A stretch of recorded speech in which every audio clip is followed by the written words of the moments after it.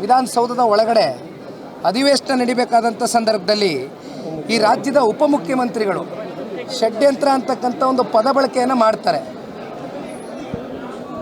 ಇವತ್ತು ಬಹುಶಃ ಕಾಂಗ್ರೆಸ್ನಲ್ಲಿ ಇರ್ತಕ್ಕಂಥ ಯಾವುದೇ ಶಾಸಕರಿಗೆ ನೀವು ಆಫ್ ದ ರೆಕಾರ್ಡು ಮೈಕನ್ನು ಹಿಡ್ದಿರ ಆಫ್ ದ ರೆಕಾರ್ಡ್ ನೀವು ಅವ್ರ ಹತ್ರ ಮಾತನಾಡಿದರೆ ಇದಾಗಿದ್ದು ತಪ್ಪು, SIT ಆ ತರಾತುರಿಯಲ್ಲಿ ರಚನೆ ಆಗಬಾರ್ದಾಗಿತ್ತು ಈ ಒಂದು ವಿಚಾರಕ್ಕೆ ಸಂಬಂಧಪಟ್ಟಂತೆ ಅಂತಕ್ಕಂಥದ್ದು ಅವರಲ್ಲೂ ಕೂಡ ಇವತ್ತು ಚರ್ಚೆಗಳು ಪ್ರಾರಂಭ ಆಗಿದೆ.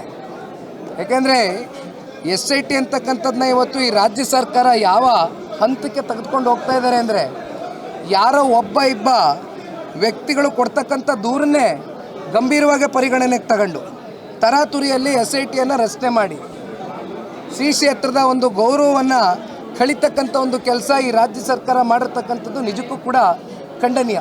ಹಾಗಾಗಿ ಅಂತಿಮವಾಗಿ ಇವತ್ತು ಜನತಾದಳ ಪಕ್ಷದ ವತಿಯಿಂದ ವರಿಷ್ಠರಾಗಿರ್ತಕ್ಕಂಥ ಸನ್ಮಾನ್ಯ ದೇವೇಗೌಡರು ಸಾಹೇಬರು, ನಮ್ಮ ನಾಯಕರಾಗಿರ್ತಕ್ಕಂಥ ಸನ್ಮಾನ್ಯ ಕುಮಾರಣ್ಣ ಅವರು, ಜೊತೆಯಲ್ಲಿ ಸಂಪೂರ್ಣ JDS ಪಕ್ಷದ ಕಾರ್ಯಕರ್ತರು, ಮುಖಂಡರು, ಶಾಸಕ ಮಿತ್ರರು ಎಲ್ಲರೂ ಒಂದೇ ಆಗ್ರಹ ಮಾಡ್ತಕ್ಕಂಥದ್ದು, ಜೊತೆಯಲ್ಲಿ ಭಕ್ತಾದಿಗಳು ನಾವೆಲ್ಲರೂ ಸೇರಿದಂತೆ ಭಕ್ತಾದಿಗಳ ಭಾವನೆ ಒಂದೇ. ಇವತ್ತೇನು ಶ್ರೀ ಕ್ಷೇತ್ರದ ಬಗ್ಗೆ ಒಂದು ಅನುಮಾನ ಕಾಡ್ತಕ್ಕಂಥ ನಿಟ್ಟಿನಲ್ಲಿ SITಯನ್ನು ರಚನೆ ಮಾಡಿ ಯಾವುದೋ ಒಬ್ಬ ಅನಾಮಧೇಯ ವ್ಯಕ್ತಿ, ತಾವುಗಳೇ ಅವ್ರಿಗೆ ಒಂದು ಹೆಸರನ್ನ ಕೊಟ್ಟರೆ ಮಾಸ್ಕ್ ಮ್ಯಾನ್ ಅಂತ, ಚಿನ್ನಯ್ಯ ಅಂತಕ್ಕಂಥವ್ರು, ಅದೆಂಥದ್ದು ಒಂದು ಬುರುಡೆ ತಗೊಂಬಂದು ಇಟ್ಟ ತಕ್ಷಣ ಪ್ರಾಥಮಿಕವಾಗಿ ಅವರನ್ನು ನೀವು ತನಿಖೆ ಮಾಡಬೇಕಾಗಿತ್ತು, ಅವರ ಹಿನ್ನೆಲೆ ತಿಳ್ಕೊಳ್ಬೇಕಾಗಿತ್ತು, ಅವರ ಉದ್ದೇಶ ತಿಳ್ಕೊಳ್ಬೇಕಾಗಿತ್ತು.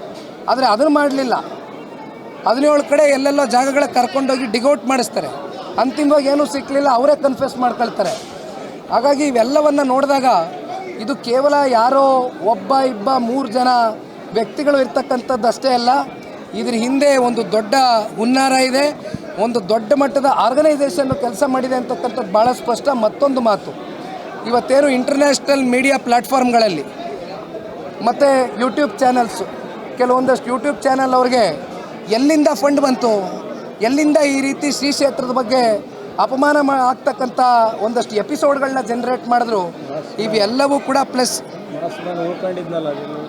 ಇವೆಲ್ಲವೂ ಕೂಡ ಈ ಸತ್ಯತೆ ಹೊರಗಡೆ ಜನಗಳ ಮುಂದೆ ಬರಬೇಕು ಅಂತಕ್ಕಂಥದ್ದಾದರೆ ನ್ಯಾಷನಲ್ ಇನ್ವೆಸ್ಟಿಗೇಷನ್ ಏಜೆನ್ಸಿ ಕೇಂದ್ರ ಸರ್ಕಾರದ ಕಡೆಯಿಂದ ತನಿಖೆ ಆಗಬೇಕು ಅಂತಕ್ಕಂಥದ್ದು ಯಾಕೆ ಆಗ್ರಹವನ್ನು ಮಾಡ್ತೇವೆ, ಒತ್ತಾಯವನ್ನು ಮಾಡ್ತೇವೆ ಅಂದರೆ, ಇಲ್ಲಿ ಸಾಕಷ್ಟು ಇಂಟರ್ನ್ಯಾಷನಲ್ ಫಂಡ್ಸು ಬಂದಿರತಕ್ಕಂಥ ಸಂಶಯ ವ್ಯಕ್ತವಾಗ್ತಾ ಇದೆ.